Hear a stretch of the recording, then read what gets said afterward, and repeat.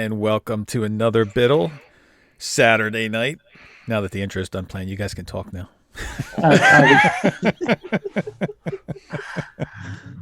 Wow. I missed it, Rocco. Well, you missed it. I missed it. How can I that don't know be, what's dude?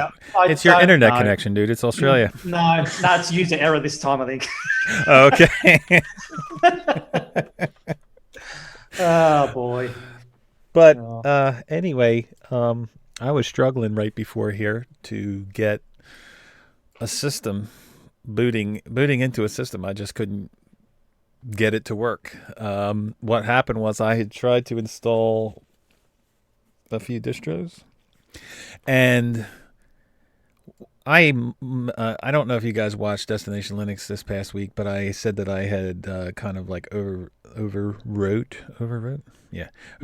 my Origin PC game drive. Well, I redid that drive, and then when I did that, all of my grubs were messed up. Like no grub would load. So, yeah. So I had fun like right before the stream because I didn't realize it until a half hour before the stream because that's the first time I rebooted. And yeah, so it was a frantic search for the right USB drive. I tried one, it had an error. I tried another, it had an error. And then I put in Ubuntu Mate, and hey, it just works. Rocco, I don't seem to be having too many problems on Ubuntu proper, Rocco. GNOME. GNOME? Yep.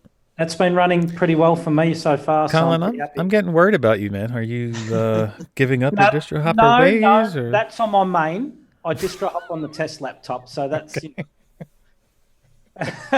But I have discovered that on Firefox, sometimes some things you click on things and they don't open. Has anyone else noticed that? Is that a Firefox thing? As a matter of fact, now that you say that, I've had a couple things in the last week that fly swatter for the 100 bits. You hold on. I had a couple things that wouldn't open, like buttons, specific buttons to links or something. I've been seeing people like their entire systems have been crashing with login pages to Netflix and Amazon on Firefox lately. Not sure what's up with that either. You know what's driving me insane? Being logged out of everywhere that I go. That's driving me insane. Like, I am being logged out everywhere I go. Like, I have to log into Twitch every single time I open a browser. It's driving me insane. You know what doesn't have that problem? Okay. What doesn't have that problem? Elementary. Chrome. Derek, what's going on? Who did you say? Chicken? I didn't hear that. Chrome. Oh, Chrome. Oh, proprietary garbage. Oh, man. Don't even start, Derek. go use more Hannah Montana. I can't believe you actually did that. It wasn't that bad. Well, in a VM, of course not. Seamless mode for the win. Poppy's back. I just want to know what the Hannah Montana wallpaper would be like in today. NC-17, I'm pretty sure. Be very interesting. I don't know. Ask Michael Tennell. He was the one that did some changes to the Katie appearance themes. It definitely won't work for like this channel. That's all I'm saying. No. Demonetized. Yeah. Wait, I've been getting Destination Linux episodes. Wait, the live stream of Destination Linux last week was demonetized. Like, are you kidding me? Actually, that's the one I watched, was the live one, not the one that was normally uploaded. Is that normal these days that's up if you're there? A patron. But I'm not a patron, though. Well, why aren't you? Is the first question. And no, we discussed this. I know. I'm just teasing you. I know. What happens is when that goes, there's no like good way to do it. So in order for it to be live, YouTube leaves it up there. So we have to then, one of us has to, and usually it's Michael, will download it, mark that one private, and re-upload it unlisted so that the patrons can still view the live show. So that'll remain up for a little while until we get to downloading it and unlisting it. So have you considered like recording this like while you're streaming so that way you can transcode it to like a proper like live upload afterwards. So it'd still be the live recording, but it would be transcoded better than getting it from YouTube and then re-uploading it. As a matter of fact, I didn't really think about that because I do record it in OBS. I mean, it's a significantly lower quality if it's already been live streamed and then re-downloaded, because it gets like dropped heavily during streams because of, you know, like real time file delivery, and then when you re-uploaded it, it gets retranscoded and compressed again. So if you record it while you stream, you have a little bit better control at. I definitely record it when I stream, so I should probably do that. That would probably make it easier instead of having to download it and re-upload it. I just upload it once. Good idea, Chicken. Where have you been? I want to do less work, Rocco. That's more said. We're the open source community. We like to reinvent the wheel 50,000 times. Yeah. It's terrible because like I've got a decent understanding of all of this stuff, but yet I still don't do it. Yeah, you should be doing it, Chicken. Yeah, my content is nearly non-existent. Wait till he gets that internet connection, and then he'll be off on his way. Streaming. Did you get it, Alan? You finally get it? So. I'm waiting. Yeah. We can hear you. Oh my God, Leonard Pottering. What is going on, man? Yeah, it's all good. Set the alarm, woke up, about 5 hours sleep. It's all good. It's 5:30 in the morning. 3:30 in the morning. Yeah. What are you doing at 3:30 in the morning? Well, you can ask Zeb the same thing. Yeah, Zeb, I thought you weren't going to make it tonight, brother. Tell that to my body clock.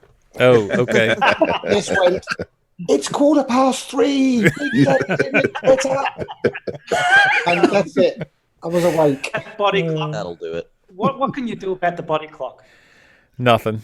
No. Absolutely nothing. Embrace the body clock. Yes, that's what you can do. Embrace the body clock. Well, it's good to have a fellow Brit this early in the morning. Thank you. Yeah, I'm not going to be able to go back to sleep now.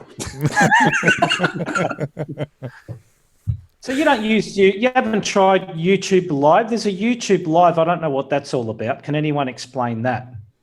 This is just There's a rebrand. like a button on YouTube. Is it? Yeah, but I think the YouTube Live is like just their take on like including like from mobile, you know. Yeah. Like, I think it's mostly like we can also do the stuff that Twitch does. Yeah, but pretty much. people Yeah. don't use us. We're not behind on anything at all. No.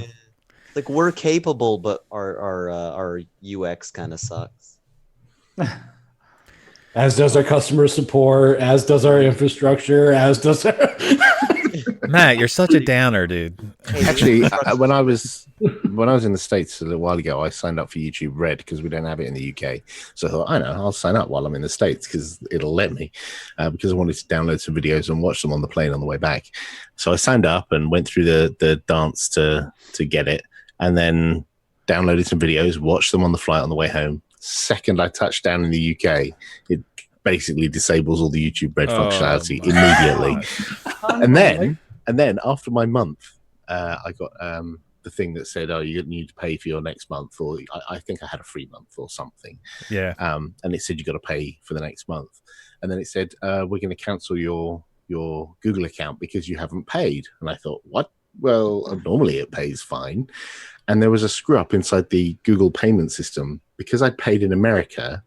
It had some American payment in there, and then I normally pay in the UK for Google Docs, so I had a UK payment in there, and it was completely messed up. And they were going to delete my Gmail account and all my documents and everything. And I had to contact a support person. Yeah, I had to actually speak to a real human being at Google.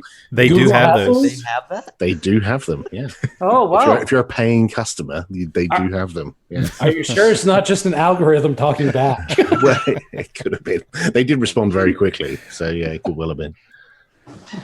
So is that something that a VPN would help out in as far as having YouTube Red? I guess, but I don't really want to have a VPN constantly open to the States. Yeah. Really. I feel like it could be kind of hit or miss as well, depending on how they verify that stuff. Well, he probably did the same thing I did. I signed up mainly just to watch the first season of Cobra Kai, and then I canceled the subscription after that. It was actually pretty good. Okay. I have no idea what that is, so I didn't sign up for that. No. It was this Karate Kid remake they did on YouTube. Oh, interesting. Well, I think YouTube Red is pretty good only because, number one, it allows you to support the creators without having to see the ads. And like the plus side is you get all the music with it. So, hey. But I don't think it's available in the UK, which is a pain. No, Why is that? It isn't. Why is that? Because Google are an American company and they target US first. It's available always. in Australia. I'm pretty sure. It keeps annoying me about it. It keeps bugging me on my phone. Oh, it bugs me in Sign the up UK to as well. you. Does it really? So Yeah, maybe totally. so I can't join then. Oh, that's all right then. They So just wanna keep tease bugging me. you. You should test it. Try it out and see if it screws up your Google payments as well. That's a good idea. Yeah. Pete's in the house. Come on, Pete. Pete doesn't have a sound working Pete's hot. He can't hear us. Pulse Audio. Well, Yeah, I Audio was gonna say- 2018. Is Simon still fixing Pulse Audio? He's not been back on the show since. I think he gave up on that, to be honest with you. Not ever since Ryan had hassled him for about 2.5 hours about it. So, before we go any further, Joe has hurt his back, I think he said somehow. So he's not going to be here tonight, but he wanted to make sure he said hi to everybody. So, Well, I was chatting with him yesterday. He seemed all right, but he was saying he had a few back issues, but maybe it's after that video. Then yeah, probably. it was live with Toss, that was. Yeah. The problem with backs as well is they can suddenly turn really sour very, very quickly. And I've hurt my back before. It's usually not the day of, it's usually the next day you really feel it. So Yeah. Well, I was It just usually talking hits me to like a friend of today. mine. He had back surgery. Let's see, 2 weeks ago, and then it got infected, so they had to do an emergency surgery on him. Wow. And they said that if they wouldn't have done this, they took him in that day and did the emergency surgery because they said that he wouldn't have made it had they not gone in that day and redone it. So Wow. That's it was terrifying. Yeah, it's Wow. messed up, man. No good. So, Rocco, you said you're running at the moment Mate, yeah? Well, no, I'm not running Mate. I'm running not Budgie. now. I installed Mate so Whoa. that I could get my glove working again. Do I need to get Martin Wimpress on the phone? You do that. Where's he at anyway? He should be here. He's only probably about an hour snoring. that way. He's probably snoring. But Martin's probably just this second gone asleep, so he'll love you if you do that. Yeah, hang on. I was creating a video on the panel layouts and I was working on it, and then all of a sudden my super key wouldn't work for the menu, would open it, but it wouldn't close it. And then I stumbled upon the fact that if you got your num lock on, it doesn't close with the super key, the main menu. So I don't know whether that's an active bug with Mate or maybe just my hardware. Don't know if anyone else has experienced that. I can give it a try and see if it happens on my end. So I'm going to have a look at their forums later and see if there is a bug about it. So it was a weird one. I kept pressing the buttons. Why isn't this closing? I've had Ubuntu Mate running on my my laptop or not my laptop, my desktop for a couple weeks now, Yeah. and it's been going really great. Okay, where's Chicken and what have you done with him? Yeah, Yeah. yeah. Well, see, he's back because I ordered this in the mail. Mhm. So I'm looking for something to put on there and You know what you have to do. Elementary? wait for elementary. Yeah. Wait buy- for Juno. Okay. Buy this and wait. I can't. Do No, that. you can't wait, It dude. is- No, Yeah. When it's ready. ridiculous. How about we take a Telegram vote? message. You need to put Rosa Fresh 10 LXQT. Yeah, that's a good one. It would fly. Not gonna lie, it'd probably It's fly. running really well. In fact, Zoom just straight on, no messing about, everything worked. Oh, that's awesome. I just Which have one's a no Rosa idea what the Fresh? command lines are. I don't know if it Yeah. uses I've Yum never or used something Rosa. else. I'm having to do everything GUI. Yeah, Well- they do use RPM, don't they? Rosa? Yeah, they do, yeah. Oh, awesome. So will it be Yum or something? or yes. or DNF maybe, or one of those. It just depends. Just try them all. Problem is, it's a based on- Russian website, so I can't really get a good English version up at the moment. What's it based on? Speaking of package managers, I've at some point been able to like use apt on OpenSUSE, so I'm not sure if some distros have multiple installed. Like I think Magia has DNF and apt installed by default. Like you can use multiple package managers. I've seen some weird distros like that, non-Arch based distros that use Pac-Man and just crazy stuff like that. I don't know why people do that. Well, when I open up the software center, it says it's using RPM Drake, Okay, whatever that is. I could see that. That's that's based on Fedora then, isn't it? Or Fedora or OpenSUSE, isn't it? Yeah, RPM. That's them. RPM's the package format, that OpenSUSE uses, Fedora uses, And Fedora uses Red Hat. You said, Chicken, that you were going to try and do Leap 15. Did you ever go at that, or? I was thinking about it, but the one thing that I don't really like about Leap, because it's usually super solid and super reliable, but what I don't like about Leap is, I mean, even at launch, it's considerably behind, other options in terms of kernel, in terms of most of the desktop stack. I mean, So it's like Debian then. Yeah, it's a fair bit behind. So I went with Tumbleweed. I made an install stick, and I've got like a 2.5 SATA SSD in my computer right now that I ordered not long ago. So I'm gonna end up using that for like my secondary drive, and then this one for my primary. I'm gonna see how OpenSUSE does with it. Do you use the default partitioning scheme that you get during the install? I do on my laptop, but I'm going to go ahead and stop doing that. I found that one of the issues I run into, especially with snapshotting, is that it just gets a little unnecessary and kind of heavy, if that makes sense. Yeah, I have a VM with Tumbleweed in that we do some testing in, and every single time I wake it up, I've got like tons of updates because it's fairly rolling. So, there's going to be loads of updates. And every time without fail, it runs out of disk space because of all the snapshots.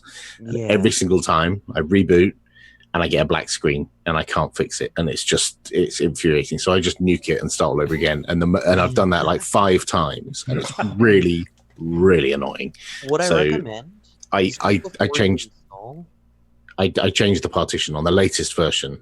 The latest iteration, I changed the partition options, and I don't use snapshots anymore because it's just more headache than it's worth. Yeah, I lost a VM of Tumbleweed recently too, but I went weeks without updating it, and then a 2000 package update. You can imagine how that went. You reboot, and it's just a black screen, nothing. You just know that's going to fail. I was going to say, Derek, you sure you weren't on an Arch install that you didn't update for like 2 years? Hey, I wasn't live streaming when I did it though, so that's wow. I'm getting better. Progress. Yeah, I would figure they'd have a little more aggressive kind of cleanup and deletion system, or something that just kind of understood available space a little better, because it really disregards any room whatsoever. It'll just dump everything. It just does eat your disk. Yes. Yeah. Well, I mean, I just distro hop so ridiculously stupid that I've just got my disk partitioned up into 50 gigabyte drives as just root. So I don't have to worry about running out of any space in root or home or var or temp or anything. And if you run out of space with 50 gig, you're doing something wrong. Well, my VM is 40 gig. My default, whenever I make a VirtualBox VM, is 40 gig, and it always runs out of space every single time. But does it do separate root and no? home? Well, I don't know. It might do. Yes. I think by default Tumbleweed does do lots of different partitions. Yes, you're right. It doesn't do one big root. Right. It does all kinds of wacky stuff. I think it'll have root as BDRFS, and then it'll have home as XFS, and then it'll have like a swap partition that's like aligned with your RAM size, and then one more thing for like LVM. That sounds about right. Yeah. Well, so, but I don't do that anymore. So I'm much happier. LVM is dangerous on my machine because I leave a certain amount of space on all my SSDs for, you're meant to leave an empty space. And then along comes a program that uses LLVM or whatever it's called. And then before I know it, there's not a single space left on my hard disk because it's all been incorporated into this new LLVM thing, and it's a real Yeah. pain to get rid of. So I steer away from that. I don't like that at all. I both love and hate LVM. It's got some great benefits, but especially for desktop or laptop use, it's pretty much useless. Mhm. It's just overhead at that point. Like if you're running it on like a large scale system, it's great for managing those different partitions and file systems. But on the desktop, it kind of eats things and breaks things. What does No. LVM actually do? Because I haven't really It's used that logical before. volume management. So Yep. it more or less it's like a layer below where you normally put your partitions and file systems and whatnot. Right. Okay. So Interesting. yeah, it makes it easier. Like if you like slam partitions around on a lot, like shrink them, move them, throw them to other disks, things like that. It does, if you understand it, make it easier. But honestly, it's a lot of trouble if you don't.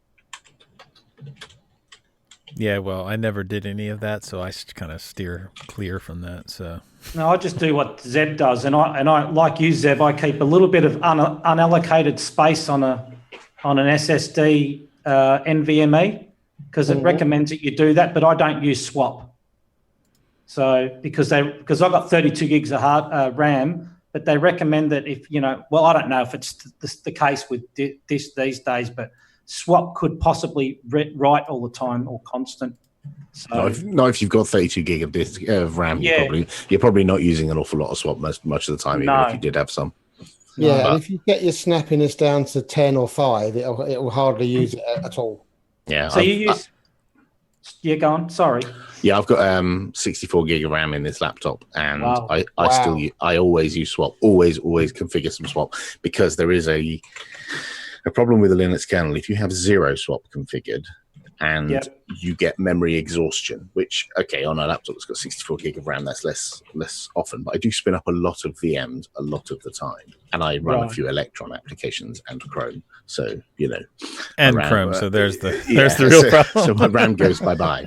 But there's this issue with the Linux kernel. If it gets to complete RAM exhaustion, it wants to swap, but it can't, and it gets itself kind of wedged, and you see the kswapd process consuming all of your CPU. Like if you look at top, all of your cores are maxed out running kswapd. Right. If you That would have explain even a the lot. smallest amount of swap, like a few hundred megabytes or 1 gig, like the smallest amount, that Yep. problem goes away completely. Okay. All right. So I may have to do that. I mean, it's only something if you've got 32 gigs RAM and you never hit that ceiling, then you're probably okay. But if you ever like float near it and you put a lot of strain on the RAM usage that you've got, then it can happen. So I always put a little bit of swap, always a little, not that's like good to the know. whole RAM. I wouldn't put 64 gig of swap on this. No. That's Good information anyway, I must say, because even just 1 gig, like you say, and adjust the swappiness down to 10, because I think it's 60 by default or something, isn't it? Swappiness. Yeah. I think it depends on the distro. I think different does it? distros, yeah, they tweak They it. all said it differently. Yeah. Okay. All right. Oh, that's good info.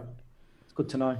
Matter of fact, one of the distros that I hate as far as setting up swap, the Debian installer always wants to make a swap partition the exact same size as the amount of RAM you have. And you have 32 gigs of RAM. Nobody wants a 32 gig swap partition. Can I They have made it better. You could. Sorry, Chicken. Go on. Oh, sorry. I was gonna say, could I interest you in our Lord and Savior swap file? Well, it seems like everybody's moving that way anyway. So, All hell swap file. yeah. Well, that brings up a good point, though. What do you guys do for your SSDs as far as any changes in settings once you install the distro? Is there any, like, there's all these things out there to say, hey, do this, put this in the terminal, Nothing. change this setting. I don't do nothing. anything. Some of that stuff is outdated because like the old installers didn't understand what an SSD was, and they didn't know how to do things like enable trim support, but those things have changed. I mean, SSDs have been around for a long time now, and there was a lot of A lot of people who were very negative about SSDs in the early days, and some of the cheap SSDs were terrible and did die pretty easily. And like, if you bought a laptop with one of these SSDs on the motherboard, like the Asus Triple EPC, the like 701, 901, those things, nearly 10 years ago now, those things had cheap rubbish flash storage and they would die. But more modern SSDs and these NVMe ones are just amazing and last longer than frankly, longer than you will live. So don't worry about it, basically. But I believe most distros now by default have trim set up in a cron job, isn't it? I don't know if it's cron or whether they just enable it at the installer, turn the trim flags on, so it's done in the background all the time. Each distro is different, and it's it's one of those things that some distros choose to do nothing and let the user like fiddle with stuff, like I guess Arch does, whereas others will try and do the right thing, the Ubuntu's of the world. Yeah, that wasn't a slight on Arch, by the Red way. Robbo has a question for you, Alan. Does a swap file work as well as a swap partition in avoiding the issue you described in the kernel? So it's one way to get around that problem. So I've had that problem where the kernel swapd processes eats a lot. When I had no swap, I think the reason I had no swap was I made a mistake during the install, or I edited the FS tab or something. I screwed up somehow, and for some reason I had no swap, and it got to this point where all the RAM was exhausted, and I only just had enough CPU that I could type in a terminal just really, really slowly, and the characters are appearing one after the other really, really, really slowly in order that I could make a swap file. And as soon as I made a swap file, it carried on fine. So yeah, that's one way out of the problem, is to create a swap file, but you can just create a swap file up front, and swap files are a good way to add more swap space if you need it. Like I was installing something on an AWS instance the other day, and it was a fairly small instance, 1 gigabyte of RAM, and it had no swap space configured. And I just wanted to compile something. Now, actually running the software didn't take a lot of RAM, but compiling it took like 2.5 gigs of RAM to compile the thing. And I thought, well, the quick and I could like shut down this AWS instance and create a whole new one that's bigger, or I could just give it a couple of gigs of swap file, do the build, and then throw the swap file away afterwards, which is exactly what I did. So yeah, swap files are great for that. That's a very good question, actually, I must say. Disclaimer, swap files don't work on all file systems the way they would on like just standard ext4. So particularly file systems like BTRFS and XFS, they will not support swap files, or swap files won't support them, rather. I'm not sure which way around it is. Those copy and write file systems will not work with swap files, and you will fail utterly and miserably and lose a lot of stuff. So, Michael in the house. Hi, Michael. Hola. What's happening? Listening. Just listening? Yep. Yeah. You look I'm not much of a talker. I just like to listen. Yeah, of course. Yeah, everybody knows that about you. Can somebody please go and find the real Michael? He's got to be there somewhere. What have you done with Michael? I'm a very quiet person, very passive. Lies. This is a very strange episode. Michael's not talking and Chicken's not running elementary. So That's weird, dude. I think it's backwards. Any word on the beta on Juno? Anybody? Anybody? I'm so like he was asking the It'll lead be dev. ready when it's ready, Rocco. No, I know that, but you know what I mean? I know that. I've got good news. Yeah, what's good It's news? coming soon. Oh, gee, thanks. That's helpful. I'll tell you what. I can't say anything. You're killing me. Did elementary update their privacy policy yet? Whoa, no, everyone has updated their privacy. Oh, I was just making sure. Everyone. There's a bunch of memes on Reddit now for just about that stuff. It's great. Well, I thought I get a lot of emails, but I bet Popey gets even more with everything that you've dealt with. I've probably had something in the region of 300 of the damn things. I've just ignored all of them. My most recent one was from my mortgage advisor, and he sent me a rather aggressive email saying, "This is the last email you will get from me unless you click this link." I'm like, "Yeah, all right, fair enough." I've got No problemo. So, like, what is that the deal that if you don't click it, they're not going to be able to send you no more emails? No, people misinterpret the law. No. There's a lot of misunderstanding of how GDPR works. I am not a lawyer, but as I understand it, you don't have to go around spamming all your customer base. But if they're willing to clean up their customer base, I am fine with this. Yeah, most people are just, they don't. It doesn't mean that. It means if someone asks them to remove it, they have to. They kind of already had to anyway, but it's more. They're not required to send out this email blast letting people know that they changed this. Mm. Then why is everybody choosing to do it? Well, they're because people just choosing to do it to let people know that they're compliant or whatever. And some people don't understand the law, and there are some people who've left it until the last minute. Like, this has been in place for a couple of years now, but people have left it until the very last minute of the deadline. And in fact, some companies didn't even bother, and there are some news outlets in the US that didn't even bother doing anything, and all they've done is GeoIP block the EU. So if you're in Europe and you visit some American news publications, you just get oh, sorry, we can't be bothered. This content is not available in your region. Yeah, pretty much. Yeah. So it's like when we try to go to BBC for ITV or something. Right. I saw one report that one of the American websites, I can't remember which one it was, maybe USA Today or something like that, they actually, for European visitors, switched off all JavaScript.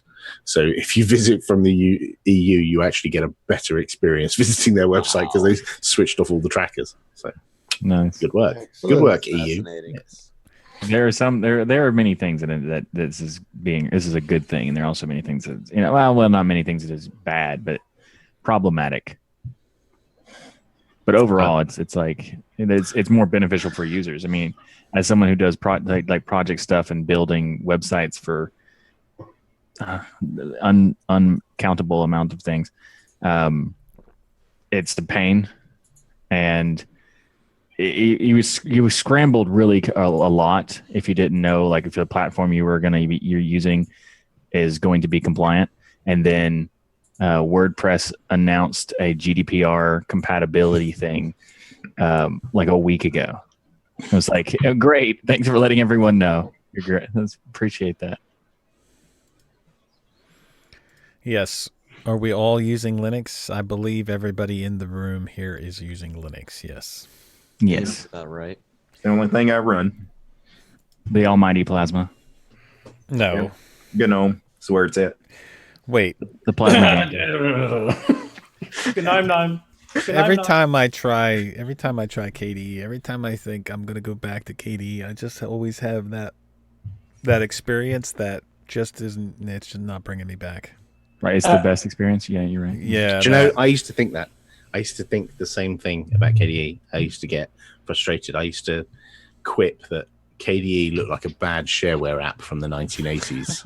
And the reason I said that, and I think I was justified in saying this, although it was a bit mean, was that when you open many KDE applications, or cute KDE applications, there was lots of swathes of grey and lots of gaps between controls, and things were really weirdly spaced out. And it just looked like someone had gone blop, blop, blop, blop, blop, that'll do, and thrown it all on the screen. And that is how I used to feel. And then I tried KDE Neon, and oh my gosh, I did it for like the Jupyter Broadcasting, I did it as a distro test thing on my ThinkPad.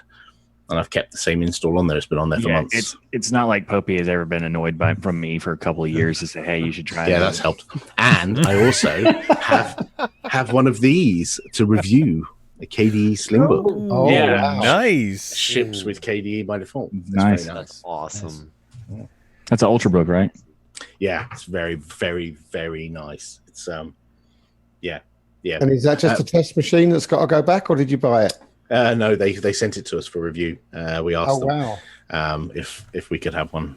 We met them at a couple of events, the Slimbook guys, and said, hey, we'd love to review one of these things and let people know about what's so good about them. And they're like, yeah, okay. So they shipped that one to me, and Yeah, it's been really good. Well, I think we're going to record a review on the Ubuntu podcast on Tuesday. That'll go out, I think, on the 31st of this month. Nice. But yeah, overall impression, really good. But KDE, I am sold. I'm a massive Unity fanboy. I have been for years. But KDE is, the new KDE Plasma is really nice. Yeah, That's wonderful. What you said earlier about it looked like a shareware app. KDE 4 is that is the epitome of that. Like, absolutely, it looked awful. And the only reason I even tried it back in the day was because Plasma 5 announced what it was going to look like. I was like, I could deal with it for a couple months until they actually give me something good, I guess. Yeah, the icons in the panel are not spaced right. Like that bottom panel just doesn't look right. The fonts don't look right. Why is the clock font so big? I've never understood that in the KDE panel. Dude, if you think KDE panel looks bad, I'll show you my GNOME Shell panel. Right? and you can't change that. I wish I could show you right now. The icons are just like, one of them has a gap this big, one of them has a gap this big, then there's one this big, then there's one this big. They're all like that. Well, Rocco, Plasma is not that bad though. Like the time format is weird, and they make weird decisions, but it's all fixable into fantasticness. How about that? Totally is. It's all That's just software. So we're still totally waiting for that to happen in GNOME then. They are fixing it. What are you talking about? They just removed the ability to do insert whatever. Yeah. Well, So where Insert features are any bugs. feature. GNOME's mentality. Features are bugs. Come on, it ain't that bad. Hey, Matt, I enjoy running GNOME. I'm sorry, I do. what desktop does Matt run? I've never asked. I can. Depends on what day you're asking. Yeah, okay. Usually it's one of the off the trail, off the beaten path, ridiculous. I installed the eLive today, actually. eLive. It's Enlightenment and Debian. Okay. It's never a mainstream distro, let's put it that way. Of Nothing course wrong not. And did I read that the GNOME were going? Well, they were thinking about taking out the ability to install from from files. Or Yes. something? Well, A lot of people Yeah. said that was dumb, and they were like, "Oh, okay." It wasn't they were removing the ability to install, it was them removing the ability to double click executables. Yeah. So you can't That's- yes. execute a script from the file manager. That's Then they right. realized, oh, that would destroy app images. Oh, our bad. But you could have still created a launcher for them to work, yeah? Yeah, Menu Libre. Yeah, but the way to make a launcher with app images is to launch the app image, and it creates a launcher for you. Yeah. But if you can't launch it, So you're sort of stuck. No, you can use Menu Well, Libre for that. Do all of the app images create that shortcut? they ask an you if you option. want to. Yeah.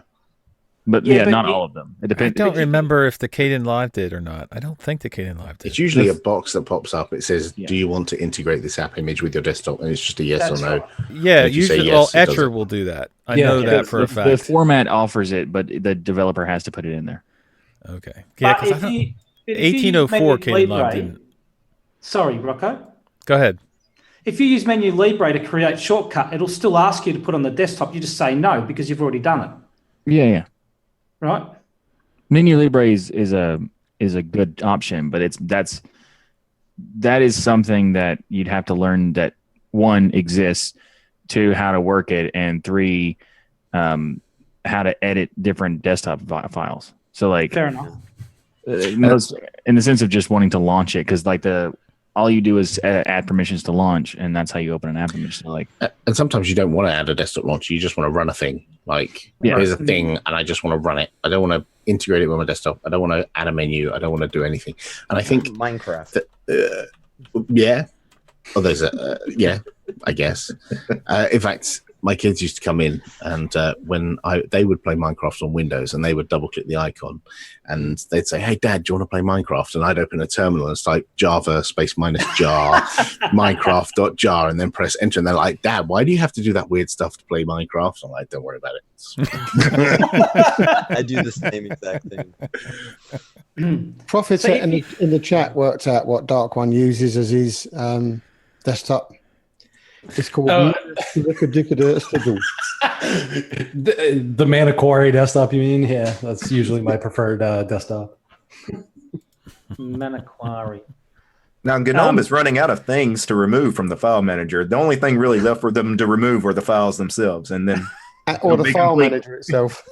The thing I've been having a rough time with Nautilus is, I mean, at one point you could really easily just click, open archives in the file manager, or it would open them instead of extracting them.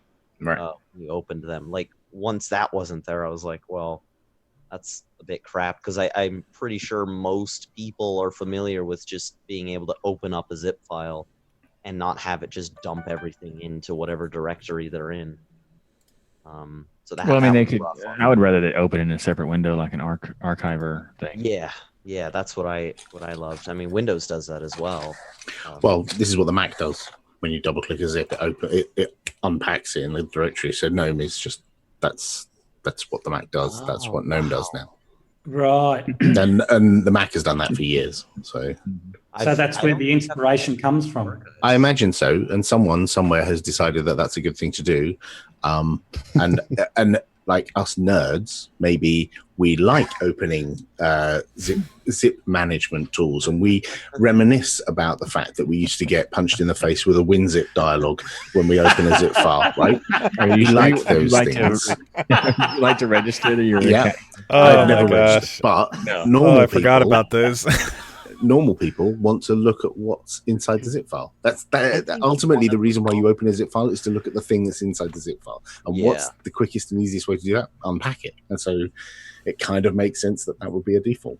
I think one of the reasons as well as to why it does that, or why people are trying to move over to that, is because of the way it opens whenever you just open it up to view it. It kind of dumps everything in like a temporary space. I'm not sure if it loads to RAM or if it just loads onto your disk somewhere. No, it dumps in the current directory. It creates a directory called the same as the zip file and just goes and puts it in there. No, I mean like the normal version where like you just double click and it opens the window. So it throws all of that in some sort of temporary area which is unsecured and potentially can get lost.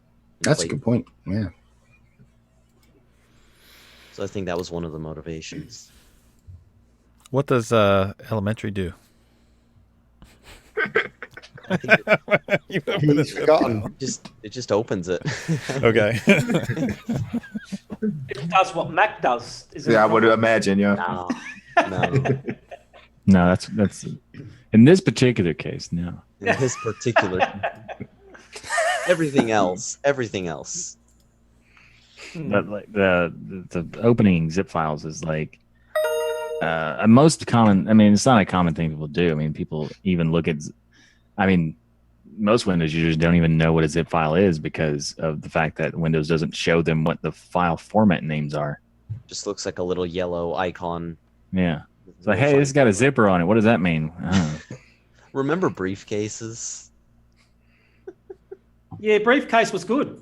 Is that the one where it like backs up everything, and then when you put it back on, if you've made changes away from the computer, you bring it back and it uploads it, isn't it? Yeah, I used to use that.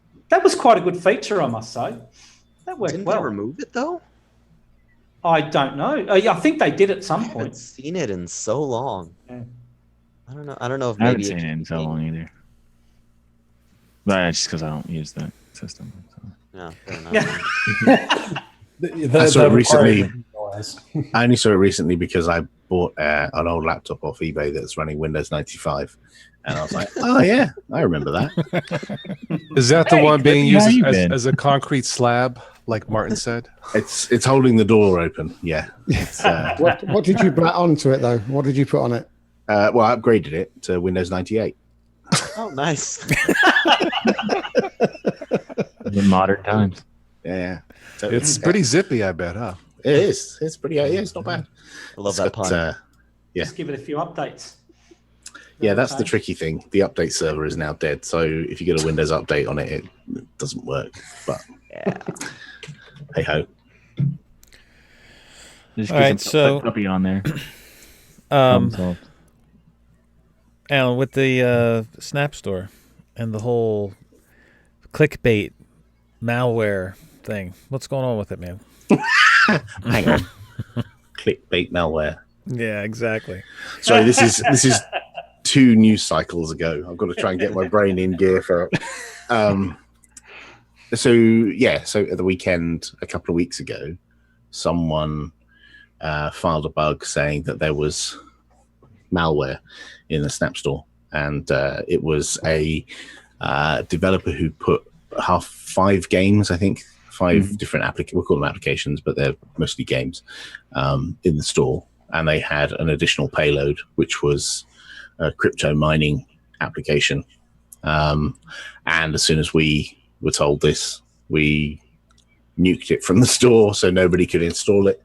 And then we contacted the developer, disabled their account, and republished new versions of the applications. We actually took over the applications, clean build all of the applications ourselves, and republished them in the store without the crypto miner. We didn't publish them with the crypto miner, but pointing to our Bitcoin address. We didn't do that.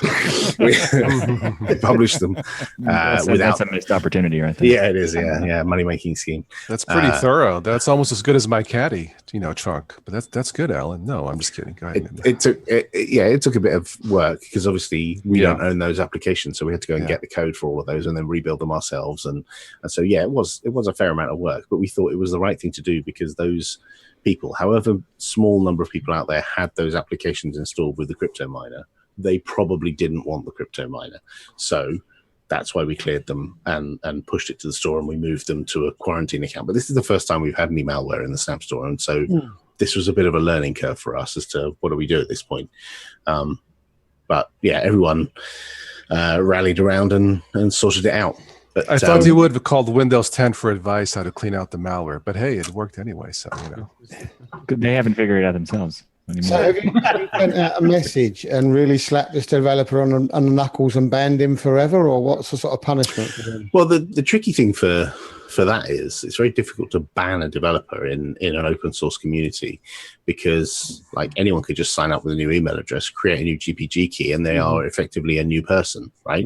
It's not like the Apple Store or the Play Store where you have to sign agreements and letter-headed paper and paying $100. Yeah, all of these things.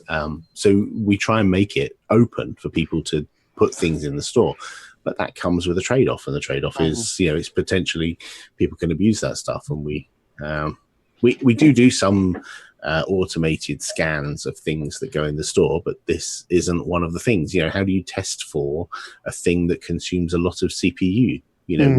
What would you look for? I mean, badly written code. Yeah.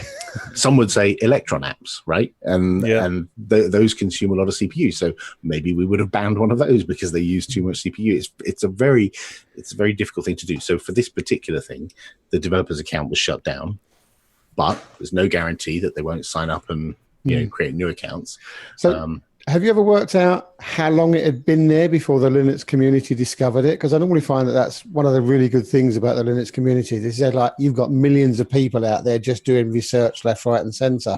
So do they know how long it had been there for? Yeah, we know exactly how long it had been in the store for. So we know, and we know how many people had downloaded and installed it.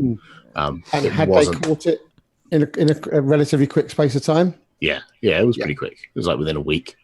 Oh wow! So, and it wasn't like it was like the most interesting applications. These half dozen applications, they weren't like the most interesting things that would have had a surge in users. So it wasn't like there would have been 1 million users out there all running this thing, and and then we would have had a massive problem. Maybe I'm giving too many clues to people who want to do this in the future. You need to find something really popular if you're going to do this again. Let me get my notepad. Yeah. But there was no shortage of news outlets or even just people in the community ready to jump on it and say, oh, here we go. Snaps, first. And it's a fair comment, though. Something negative can be said about Canonical. Goody. Yeah, exactly. They could be a part of that. But, it's a fair comment. Like, we present all this software in a store, and you should have some level of confidence that you can install something and be, and feel safe.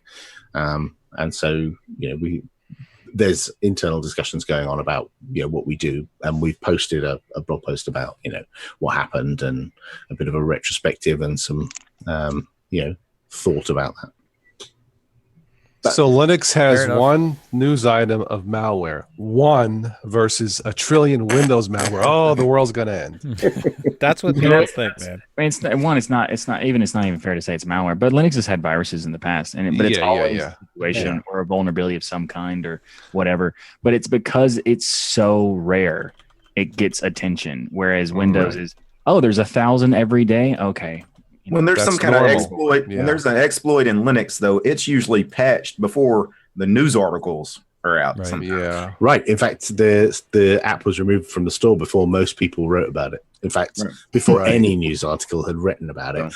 The first I heard about this, the timeline was the Friday there was a GitHub issue reported, and then on the Saturday morning was when we saw a Reddit thread pop up about it, which was raising awareness of the GitHub report. Now, I was standing in a field watching my son play football at the time, and I just saw this pop up on Telegram. And so we started pinging people inside the company, called the emergency number, because we have an internal, emergency number for these kind of things. And within, an hour of me seeing it online, someone in the store team had removed the apps from the store. And then we took a little bit more time to deal with the situation and write the blog post afterwards. Power of the masses, safety in numbers.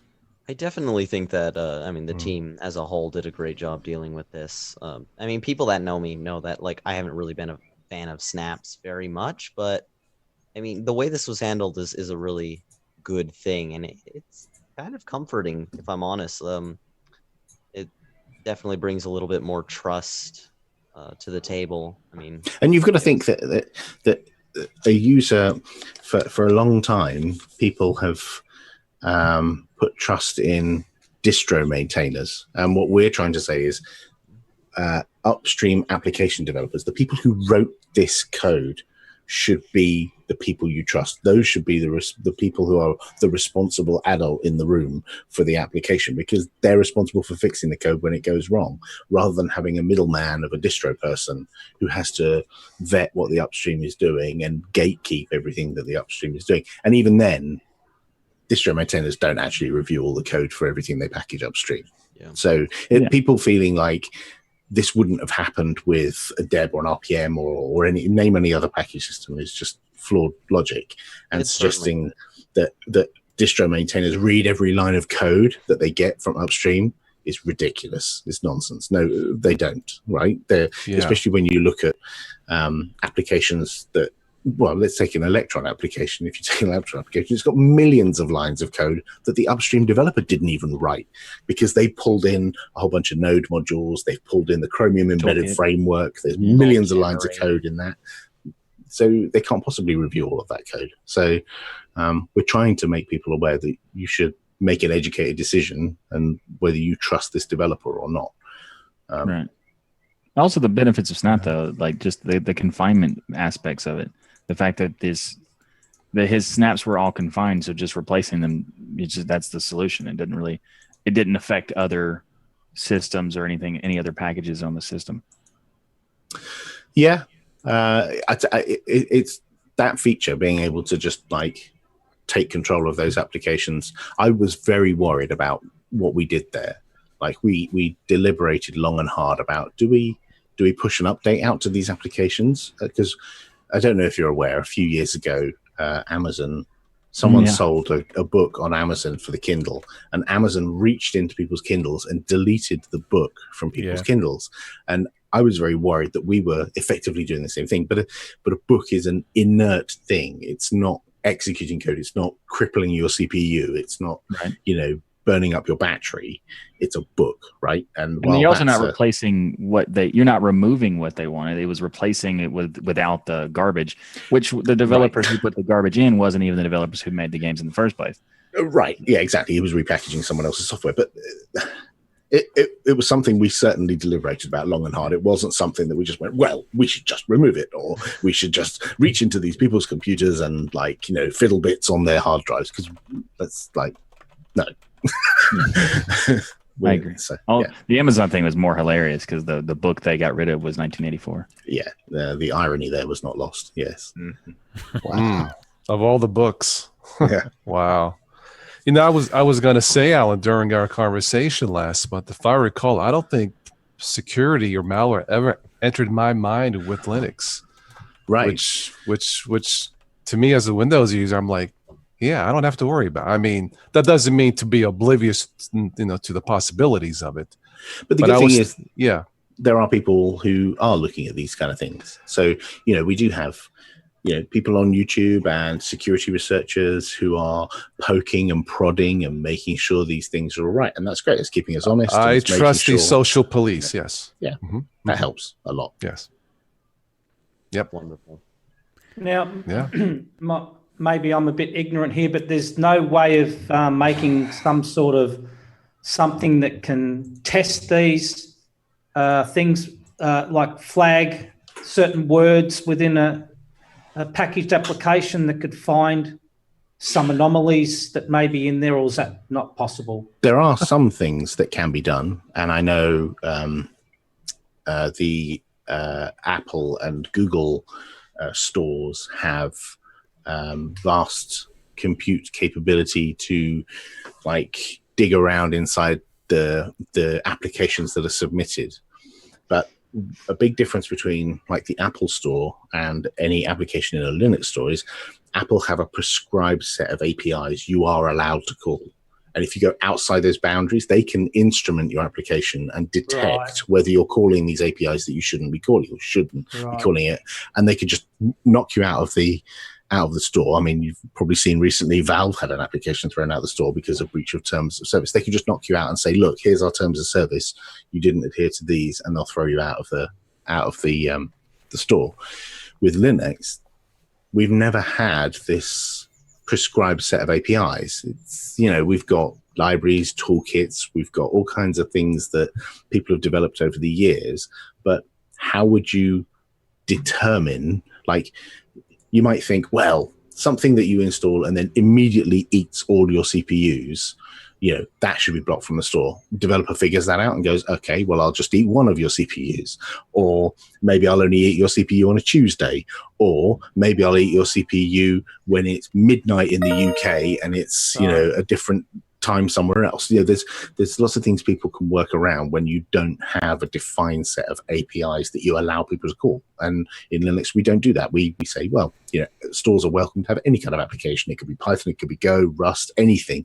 So it's very hard to instrument that kind of stuff and determine whether someone's doing something bad. And it's a long road to go down, because you start checking for one thing and then they'll poke holes in something else. And you start checking for that and then you poke holes in. It's a cat and mouse game. And I don't know that we want to get into that. We'd much rather try and sandbox the applications so that anything they did would be confined to the little view of the world that the application has, rather than just being able to trample all over everything. And also things like having trusted developers. So we've talked about having a blue check mark kind of thing that says this is a trusted developer, much like the Play Store has. So you can say, this application came from Google. It didn't come from Joe Blogs or some random dude in Russia or whatever, Not that ever happens.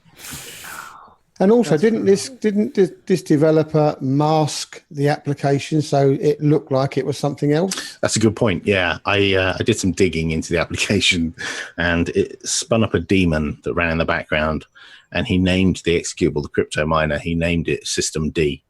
Mm-hmm. So in the event that you were looking at your system and thinking, wow, my system's slow, and you run top, what are you going to see at the top of the list? System D. And you'd be like, oh, okay. Well, that's normal then. You wouldn't think, hang on a minute. Let's go. Crypto miner at the top of my top. You would have spotted it. So at least he went out of his way to make it I think Alan just called System D a crypto miner.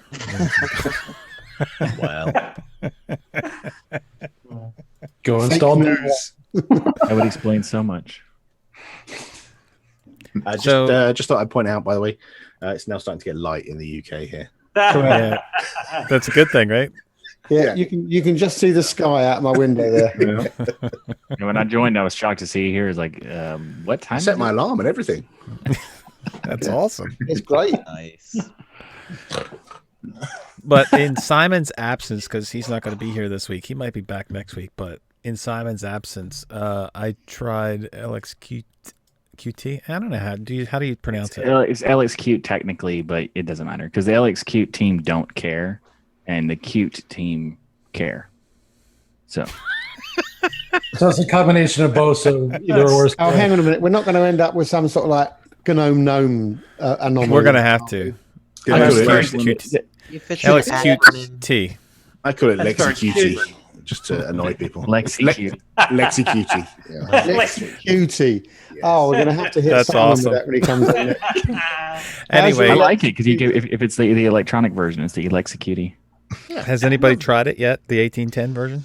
No. Did you install the 0.13 LXQt, the new one that just came out? This was the 1810 image, so I don't know exactly. Yes, I did. that does happen. The reason that I say it is because I tried to install it, and twice I got an error in the install. That's so what I got. don't. I don't. You got the same thing? I've managed to get it installed, but the minute you fire up the desktop, do you remember that old chestnut of, okay, I've opened up, now pick your window manager. And there isn't one that you can pick. The only one that's available is Kwin. Now, why would you want to run Kwin if you just loaded up LXQT? Because Well, Kwin is a window manager. Kwin is not required for Plasma. Like, You can't drop in a shell and sudo apt install. you can put OpenBox. Plasma in Mate if you want to. But that's not true. You can put Kwin in Mate if you want to. That's more accurate to what I was trying to say in one of them. Yeah, so as soon as I saw that, Let's I didn't rewind. bother downloading one. So Yeah, I'm the with you there, 1810. Sorry, the 1810 was the one I downloaded, and I told Alan I was having problems with that. So I'm surprised it's still got an issue because I thought they may have solved. Well, okay, all to be those. fair, 1810 is super alpha beta area thing. Yeah, I that's was right. I was actually asked by Simon to warn everybody that it is really, really, really alpha. Okay. Yeah. It's so alpha you can't call it alpha yet. Like Yeah. that's I think the word is pre-alpha. yeah, well, I mean that's That's too technical, we though. need, we need a Pre-alpha. more ridiculous word. Right. That just makes sense. We need to make something ridiculous. right. It's quicksand. It just sink right in. LexiQT. Yeah, but I'm, LexiQT. It's thinking that- Ryan got that installed though. I'm pretty sure he did. Well, you can use the Ubuntu's next version of 1804 and still get the LXQt version of the 1804, which will be 0.12, and you could try that out, and that would be the better option because that one's actually released. So I mean, it's install still it and then technically change the beta. repos. Well, I mean, it's available in the. I don't know. It should just. Hang on. Are you recording this, Rocco? Because I have this recorded.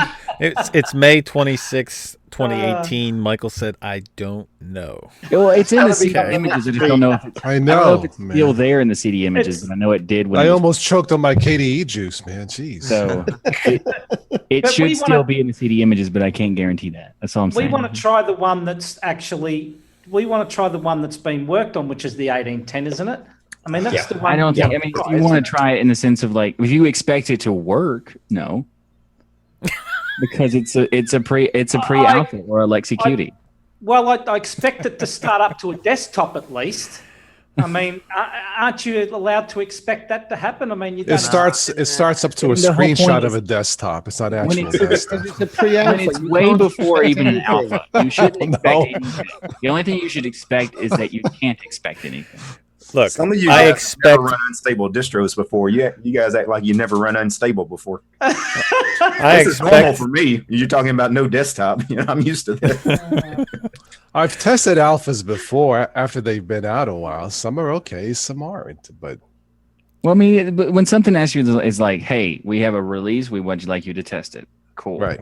Hey, Yeah. here's this thing that's not even close to remotely available to test, but if you want to, go ahead. Yeah, let me just use it as my daily driver. No problem. Yeah. But no. I mean, But there's it's a difference there. But if somebody asked you to test it, you would be assuming that you could at least get to the desktop to test out what they've done. Or they Well, want to, they're or they okay. want you to test to see if you can get to the desktop. And right. Because Yeah. Colin, If it doesn't get How that many- far, how many different types of hardware are there out there? How many different Right. types of configurations on laptops do you have between you've got an Intel graphics card and you've got this NVIDIA mobile thing? And it does this god-awful thing of Yep. deciding on a whim what it's going to load up at any given Mhm. time. So, Mhm. they can't possibly say to you, here's my pre-alpha, it's going to work, use it.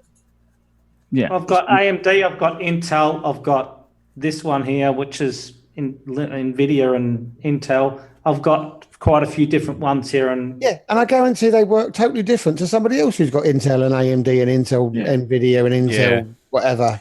I think Just the key not that is simple. wherever you get to, engage with the developers and let them know. Like, but what Do you mean where it got reporting to- bugs? Why would you Yeah, I want know, to right? report bugs? Oh, he's not here. Oh, no, damn. but I did tell Right. Simon. I did tell Simon on Telegram, and he said that this was going back, I think, I don't know, 3 weeks or 4 weeks ago, and he said he was going to check that out. So he sort of knew about the fact that it wasn't starting up. Uh-huh. Well, yeah, I mean, every developer wants, every reasonable developer wants people to Yep. test it. Yeah, he Even did say if- thanks. Like, even if it's like absolutely broken and terrible, and Yep. if you're willing to test it and give feedback, then they would love that. But they don't want people to make videos about how this is complete garbage, even though Oh, no. here's a qualifier of like, well, we're not telling people to use it, so it's ridiculous for people, like that kind of thing. It's worth Yeah, noting no, it's also we never very, do that. very fast moving. So, like, if you tested Yeah. it 3 or 4 weeks ago, you might find that it's completely different now and it's much better or worse. Who knows? Right. When did you try and use it, Rocco? Well, that's what started my woes with my grub. So it was just yesterday and the day before. So there was nothing to do once the install freezes like that with that error. There's like no way to report a bug. So I did take a picture of it with my phone. So I'll be sending that to Simon. So that's actually, there about is. all I can do. There is ways to report bugs if it locks up. We have a Xorg debugging, assuming it's using X, which I think it probably is, and not Wayland. Yep. We've had for a long time on the Ubuntu wiki an Xorg debugging guide. It might not be X, it might be Q, but there's a whole debugging guide that takes you through how you can SSH into that machine from outside, and then run loads of commands and extract loads of data. That might be that they don't want that because they know full well that it's broken and they're well aware of it, and they'll Right. fix it.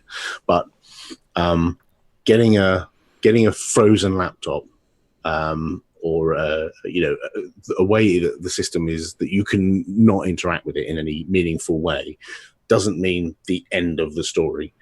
It can be frustrating. You might think, I haven't got time to deal with this, and give up. But there's always things that could be done, either remotely or special key combinations and stuff that can extract information that might make it easier for the developer. Because the big problem, as Michael says, and said, there's millions of machines out there with all different configurations, and it could just be some weird quirk. Like, we've had bugs where, like, it's a classic bug where it gets reported, nobody can reproduce it except the original reporter. And then they say, "Oh no, it's working now." And then a week later, they update the bug and go, "No, actually, it's happened again." And nobody can reproduce this thing. And it turns out there was some bug in a file format somewhere that meant you can't print on Tuesdays, right? And it was completely bonkers, and it was unrelated to printing, really. But there are, you need to be able to capture that information and feed it back to the developer so that they can then start tracking it. Because if you don't, then it makes it very difficult to like debug and then move forward, really. Yep. Well, maybe that's what Simon wanted to know anyway, Rocco, because at some point it did actually start up to a desktop. Prior to that, because I did test it and it did start up to a desktop, but of late it hasn't been going that far. So maybe this was just on the install itself. So I tried it doing the live thing, and then I tried it just going right to the install, and both times it just stopped with the error. So I don't know exactly what the deal is with it, but I'll get a hold of him and we'll work it out. But I didn't realize there was things you could do if the machine froze. Yeah, I didn't Totally. realise that either. And Have you this got a is, link to that website, Alan? yeah, I'll ping you a link. Thank Part you.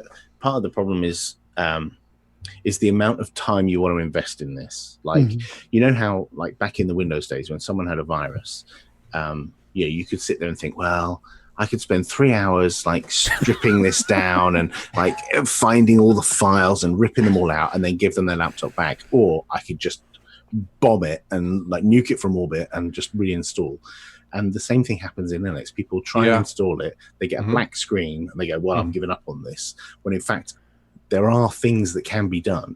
They're not necessarily straightforward things for end users to do, but people like you guys who are testing this stuff out all the time, there are things you can do, especially if you've got more than one computer, so you can SSH in from elsewhere or monitor it from another machine. There are things you can do that can debug those things. But I'm going to blame that on Linux itself, because you guys make it too easy to install.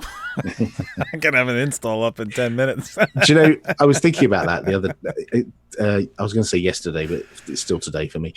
I started making a 3D printer, and I started looking at all these videos, and people are really, really moving towards like this whole maker thing away from Linux, partly because Linux has got a lot easier, and there is less need for user groups and these like communities of people who help you get the thing installed, because you put a USB key in, and generally, if it's a stable version, you get an install. It works. I would say, though, newbies probably still need a little bit of help and guidance. I mean, someone who's totally new to the process. But overall, look, I will never complain about the speed of the installation updates of Linux compared to Windows 10, which takes hours sometimes, But it is easier. Like, say there's a Linux install that's broken or something, you're trying to figure it out, just reinstall a different version or reinstall it again. It's faster and easier.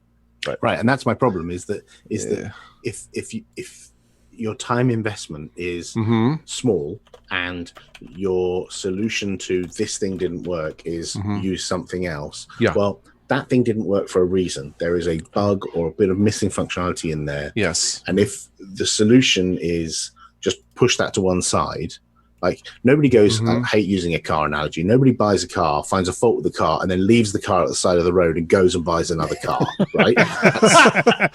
Well, that's a very good point. Nobody People does don't do that in the UK. Darn. No.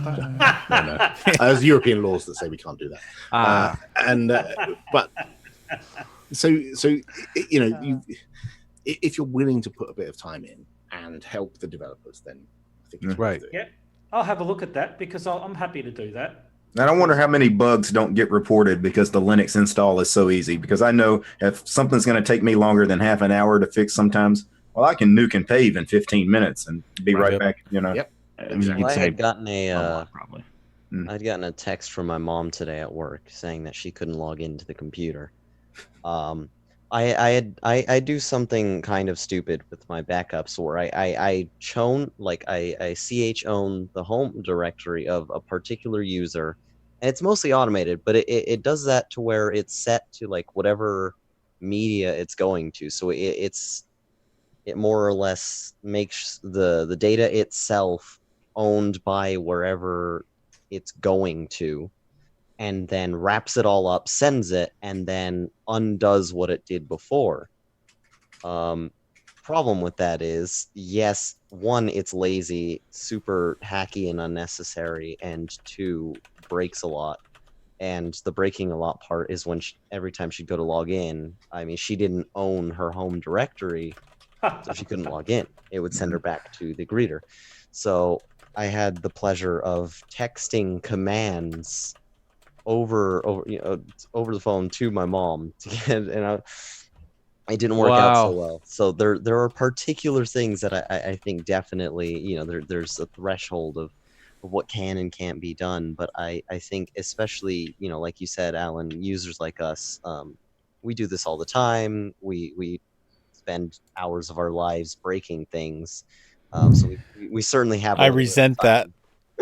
I can break things in less than 5 minutes. I can do it in one command.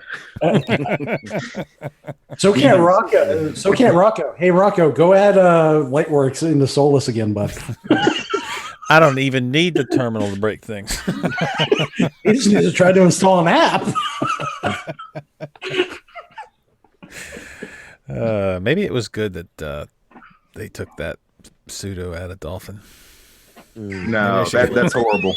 I hate that in KDE. It's not horrible. It is. You should be able to run your file manager as root. You know what's great? You know what's great is that if you install OpenSUSE, you just click the little button and it opens console with root. You can just Now that is something I found really perplexing, actually. If you open the menu and search for the word terminal, which is what I search for on every distro, on SUSE, if you search for terminal, the first one to come up is the root terminal, not the user crazy. One. Yeah. It's horrible. How convenient. It's like you have to search for console to get the user one to appear first. But I don't understand it. I was talking to Chicken earlier, and I said to him, I tried SUSE maybe, I don't know, a month or two ago, and it took me a half hour, and I finally gave up trying to get my network working in a brand new, fresh install. And I'm like, it's 2018 for crying out loud. Can't we just have the networking automatically working? Just like every other Linux distro. Okay, well, it depends on OpenSUSE is not for beginner or like average user types, so it's not going to try to put all the, the niceties up front. Yeah, I mean, so if you don't, maybe someone. Networking is hard to argue with though, because it's like. I mean, really, dude, this is a network connection. I mean, I'm not talking. I don't know. Yeah, I mean, this is a basic feature of any. I don't care. Any operating system anywhere, it's a basic feature to have. And I'm not talking even Wi-Fi. I'm just talking network. Talking about just Ethernet. Ethernet. Have you ever installed Arch? Because when you do an Arch install, you have no network. Or Gentoo the same way. I suppose if you're buying a car, I mean, Gentoo is understandable. You expect the key to start the car, don't you? Is that usually, Colin? Usually. Well, Rocco, you tried to set that up during the installer, right? I don't remember what I did now. Well, because it'll bring you back to a window to configure your wireless device. And if you can't get that set up, well, the funny trick about OpenSUSE is you can still install it. And as soon as you install it, there's this awesome thing called YAST where it presents you better and more configurable options to do these things. So when in doubt, when you want to install something, it only takes the one-click install, which is 12 clicks. Yeah, it's a lot of clicks. Well, SUSE used to have one of the best KDE implementations out there. Years ago. Still pretty good, but that's why I wanted to try it again, because I haven't tried it in a long time. But they used to have a really good KDE, but I couldn't get it installed. I got it installed. Plasma was the default. It is no longer default. Yeah. Wow. What is default now? Nothing. Mate. No, I don't know. Nothing's default anymore. They're not even checked. Mm-hmm. If you look at technically, the checkbox is not checked, but GNOME is the first option. No, actually, KDE Plasma is. I just installed it earlier today. Then then GNOME is checked then, because that's what I was talking to the developers, and they said that they were arguing which one is first and which one is checked. So they're really just screwing with us at this point. Kind of. But the other thing is, most of the developers for OpenSUSE have switched to GNOME. So there are a few that left over that are still for the Plasma side, but that's why there's not as much effort being put into it, because most of them switch over.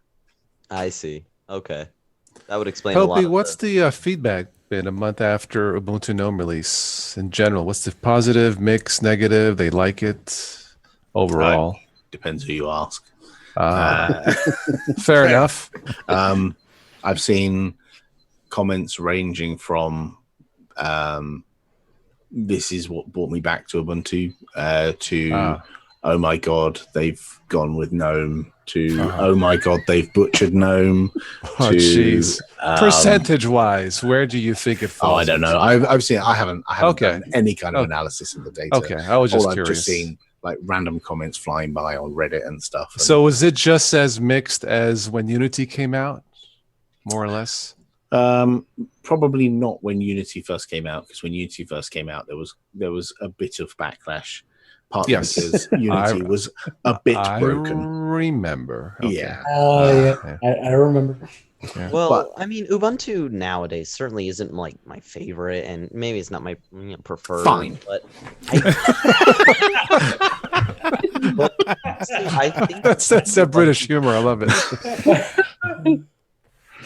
I definitely think the Ubuntu desktop team has done like a lot to make it unique, and it's still definitely an Ubuntu experience. If it's not your favorite, what's your favorite, Chicken? Gee, I wonder. Wes. Well, I still tinker with Ubuntu, and you know what? A month later, after the official release, I haven't noticed any crashes. I don't use it every day, obviously, but it works. It looks great. It runs. I wish it was a little bit zipper. You and I talked about it having to need at least a good 4 gigs of RAM to make it, smooth. But besides that, I don't think I've noticed anything really bad about it. Has there been any backlash from all the people that loved Unity? I would think that would be the biggest backlash. That really happened 6 months ago, a year ago, when we first announced that the refocus of the company and that we were going to switch from Unity to GNOME as the default. Surprising how many Unity people came out of the woodwork and were like, no. Well, not surprising to me, because people keep telling me all the time how much they love Unity. I hear some negativity online, and I know there are some people who hate Unity. Fine. There are plenty of other desktops for you to use, but there are a lot of people who were using Unity. A lot. I was going to say, I'm one of them. I used it. I'm using 64 on a Surface Pro 2. Yeah. Wow. Redundantly. And there's a lot of people who stay on the old LTS releases. We have a lot, like many users on 1404 and Really? 1604. Tons. But hasn't that ended support already? 1404? No, 1404 hasn't. Next year. 1204 did, but we did extended support for people who really want to stay on it. Well, I know 1604 is 2021, right? For the other support? Yeah, Okay. 5 years, yeah. So what would 1404 look like if you installed it? Like, I mean, what kind of versions are we talking here? It doesn't look a lot different than 1604, to be honest. Right. It looks like Unity. The main difference, 1404 has the old Ubuntu software and not GNOME software, because 1604 is where we switched to GNOME software. So, but 1404 looks very similar to 1604, and you can I still believe get certain graphics driver. There were certain graphics drivers work better in 14. Some of the AMD stuff, if I recall. Oh right. I forget which one. AMD had abandoned the FLX or whatever they were called, right? Whatever. So 1404 would be the last stable one for the graphics that was drivers. The last time. It was like 2015 area was when they abandoned. Okay. We have seen. Just a quick. We have seen quite a uptick in people installing 1804 and people upgrading from 1710 to 1804, because 1710 was an interim release, so it's not a long-term support. And a week after the release, those users will have had a pop-up that says, "Hey, 1804 is out. You might want to upgrade." A lot of those did. So the number of 1710 users is shrinking pretty dramatically, and they're turning into 1804 users. I thought the upgrade path wasn't normally available until the .1 release. The LTS to LTS is enabled at the point 1, but the non-LTS gets enabled about a week after the release. You can override it. You can force it at any time. Right. But LTS to LTS will be enabled in July. I see. That's when you'll get the pop-up that says, "Hey, there's a new LTS out," and that's when we'll see another surge in users coming from 1604. Is the notice going to say, "and it's not Unity," and people go, "No"? It will definitely say in the release notes things that have changed, because you get a dialog box that pops up with a summary of the release Well, we notes. know Ryan's not going to read them. Well, there is that. We should do a special tailored version for him that just says, just press this button, dude. Just press this button. Just remove the text and have pictures. That's Yeah. It'd be so funny. Big arrows do that. pointing to a button. Just like, Oh, that's great. You're welcome for the suggestion, Dust Geek. This is for Dust Geek. I mean, that would just be awesome. I know you're not going to do it because you've got millions and millions of users, but I'd love to see the look on his face if you did it. Did you guys You would both be excited and appalled at the same time. sorry, Colin. Did you guys change a little bit the way the Ubuntu dock integrates from 1710 to 1804? Because it seems to work a lot better on the 1804, and it doesn't seem to be a little bit confused when you're running a dash to dock or dash to panel as it was in 1710. I don't know any specifics. It's possible. Right. Desktop Okay. team did a lot of work to iron out the bugs that we discovered in it. So 1804 is a bug fix release for 1710, basically. Yeah. It's like 1710 was, let's get this release out that's got GNOME Shell by default so people can try it out, figure out if we've got the selection of extensions right, and we've picked the right selection of apps and so on. And then 1804 is right, bug fix. Yeah. So 1804 is fixing all those bugs, and I'm sure we'll find more, and those will get fixed over time, over the next 5 years. Definitely the extensions work a lot better in 1804 than what they were in 1710. They that's integrate. good to hear. I have noticed that. Yeah. Mhm. Yeah. What I was curious about was when I used Ubuntu 1804, I noticed that Nautilus itself was a snap. No. Or no? Ubuntu Budgie has their file manager as a snap. I see. No, that's the welcome thing. Yeah, that's the No. welcome is a snap. So there's Ubuntu Mate has Welcome and Software Boutique, and Ubuntu proper has a few GNOME applications, Calculator, System Monitor, Calendar, and a couple of others. And part of the reason, we get a bit of flack. People are saying, why are you installing snaps by default on Ubuntu 1804? What's the point? And what people have got to remember is people run, like I said, people run these LTSs for a long time. And if we put things in as snaps, then we can update those things over those 5 years. Whereas if you go back and look at 1404, on the day 1404 came out, all that software was nice and new and fresh. And now, 4 years later, it all looks dated and old and rubbish because we can't go back and fix those because that's a stable release. And our update process doesn't allow us to put newer versions of applications in that old release. Whereas by putting them in as snaps, we can keep revving those things up. So you could install 1804, and in 3 years' time, you'll have the latest and greatest on a system that was made 3 years ago. And potentially, they could install 1604 and do the same thing if they want. Yeah, totally. You can do the same thing.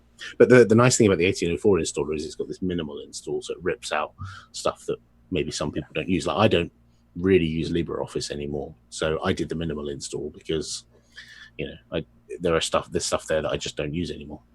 So Snap's becoming a new universal fix-all package software, or is that the goal? Or it doesn't. It's not intended to replace everything. It's really the idea. The key word we use is leaf applications. So things at the end of the branches, not libraries, not like fundamental things that are used by other applications, but an application. So your browser, your terminal, your Office client, your IRC client. I'm just looking at all the things I have open here, which are all snaps. So my browser, Telegram, IRC Cloud, Slack, and whatever else I've got open. So productivity and all that. So all of those make sense to be snaps, because if you install 1804 today and you install some, like a popular application that I quite like is called Notepad QQ text editor, right? So I can install that on here and know that for years to come, I'll constantly get updates. And that wouldn't have happened with the debs in the archive. Okay. All right. You would have had to go and find a PPA, which was just right. How does Ubuntu Budgie work their backports then? Because they've got a backport in their distro, which backports a few applets. Their and backports stuff. are very different because Yeah. they say that their backports are typically like the polish and the applets and stuff like that, but not specific applications. Yeah, So- just the applets. Yeah, that's right. So it's really interesting the way they do it because in theory, as long as they're compatible with the version of Budgie that's available in that particular release, they could backport the applets and everything to any version at all. So if like for example, if 1910 comes out and it's compatible and it has a version of Budgie that is compatible with the version 1804, they could backport it to 1804. Right. Yep. I think an interesting opportunity, and one of the things, probably the main thing that pushed me over to Snaps was things like FFmpeg. Like when I heard about that, I was immediately thrilled because it's something that I use like daily. And being able to just install that, get the newest, most up-to-date version, and being able to point applications that I use that utilize FFmpeg to the newest, most up-to-date version of that without having to kind of screw up other things on my system that either integrate with it in some way or touch it in some way. And that was incredible. Like it didn't break anything, something I was worried about, and it was fine. Yeah, it's a good example of one of those things that is fast moving and gets out of date in the archive very quickly. If you install 1404 right now, I've no idea what version of FFmpeg you'll get in there, but it'll be old and crusty and probably full of spiders. So I don't know which version, but I know it's in the 2.x branch. Right. Whereas if you install Ubuntu 1804, you get the 3.x branch, but you install the snap, you get 4.x. And and then in a year's time 5, and then in 2 years time 7, and so you'll just keep getting that flow of updates, which is I appreciate there are Arch users shouting at the screen now going, "Duh, we have all these updates all the time, what are you talking about?" Yeah, but then they have breakages all the time. Well, yeah, there is because that's right. Because you're not. It's not cross-pollinating anything, is it? It's just on its own. You can try it out. You can even have 2 or 3 versions of the same application and It try it seems out. like with Arch, they're also updating the breaking process of the apps that are not fully tested sometimes. I mean, I tried Manjaro a couple of years ago as a full install. I had to give up. Now maybe it's better now, but I couldn't it's deal very with much it. better now. I don't know. Manjaro is really nice. It's strange Okay. to hear you guys criticize Arch when y'all were talking about pre-alphas a minute ago. I would never put something like that on my machine, a pre-alpha. One of Yeah, those but we're fascinating talking things, secondary drives here, man. We're not talking main machine. the things that Rocco, come on now. You And put it on your also main pure testing rather than just like the normal. Yeah. Yeah. Well, these things that contribute so much to breakages, though. I mean, these are things that fundamentally work differently in Ubuntu than Arch. I mean, when you update stuff with Arch, I mean, you're not just updating small components or things that are known to work with other components. Like it's all going at the same time, right? This depends on this version of that, which depends on that version of that, and vice versa. And it's So pretty much could- impossible for them to test everything anyway. Couldn't you just roll on Ubuntu? Couldn't you just stay on the development release every time and just keep going? You kind of could. Yeah. You kind of could, but because we cut a release every 6 months, everything Yeah. slows to a stop, and then you switch, and then everything slows to a stop again. And because it's not rolling, you're not getting the constant flow of updates. You're getting like a big peak of them as we synchronize from Debian after the release, and then they tail off, and then there's a peak when they do a load of testing, and another peak. So it's not as flat and it's more choppy than Arch. Yeah. If you ran a development release of Ubuntu. All I remember with Arch, one of the last things I remember I turned on, enabled the AUR, and this pop-up came up. I made fun of it. This can be dangerous to your system. And for some reason, the first thing that popped into my mind was a fire extinguisher. So I made a joke. If you're using Manjaro, make sure you have your fire extinguisher.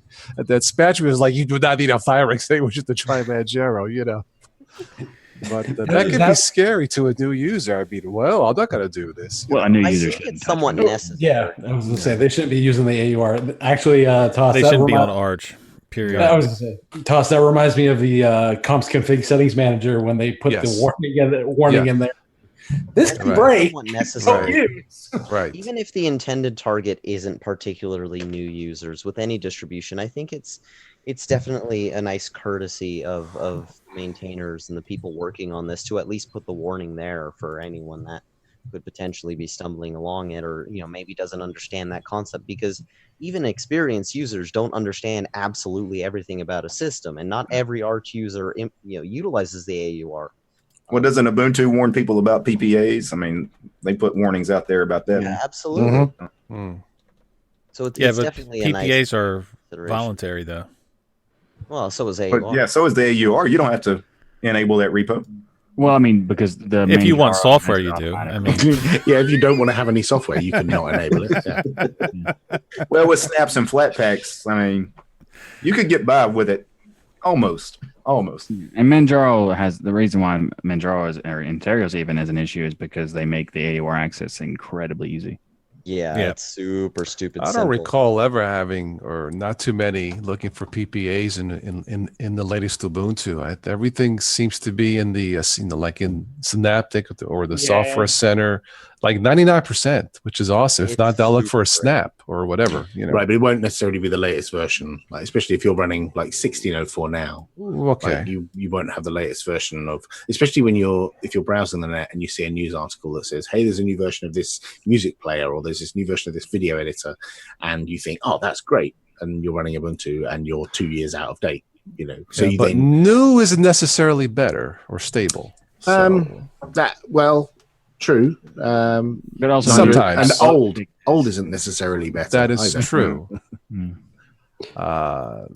Usually, I downloaded the app image for Kdenlive Live just out of curiosity. I had the older one, which worked, but the new one works. I'm like, well, which should I'll go with the new one because they both worked.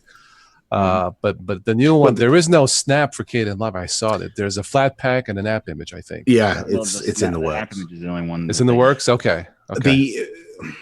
So the other thing to consider about whether you run the latest version of software or not, right? Yeah. Is look at it from the developer's point of view. Mm-hmm. Like if you're the developer of a music application, and along comes Toss with his, "This thing doesn't work. This is broken. This is slow," or whatever. Mm-hmm. That developer's like, "I released that 2 years ago. I'm not going to maintain that anymore. I'm one guy developing this application. You should use the latest version because that's where all the things that you've talked about are fixed. You're wasting my time. Right. You should be using the latest version." It's very frustrating for developers to have old versions of applications.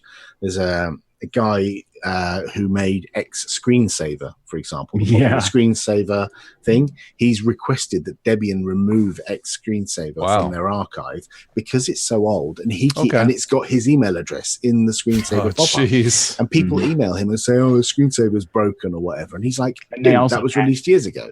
Yeah, they removed some of his stuff. Yeah, stop using version T-Rex, and maybe that'll help you out. But but you understand the problem. The problem for a developer point of view is they generally want people to use the latest stable release of their software so that they can support that.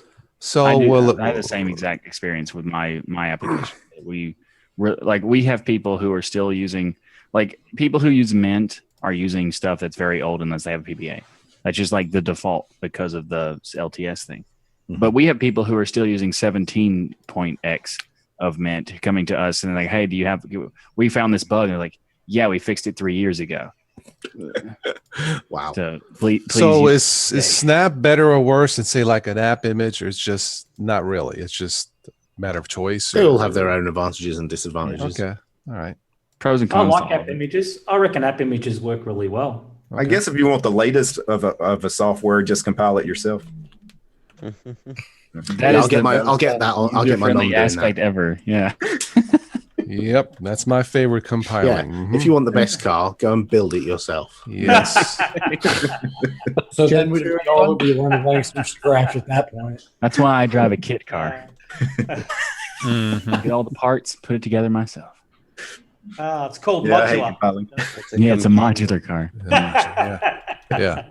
But like Yeah. as far as like the formats, they all have like their pros and cons. And I think app images are the best currently right now for the task of regular users wanting to get something easily and quickly. But they have their own big problems that I think overall fundamentally potential wise Snap has the best, future aspects. Because like the fact that app images don't have the ability to there's no security confinement of any kind. There's very little update ability. Like some app images have update functionality and some don't because it's not a requirement to use an app image to have it. So 90% of them don't have it.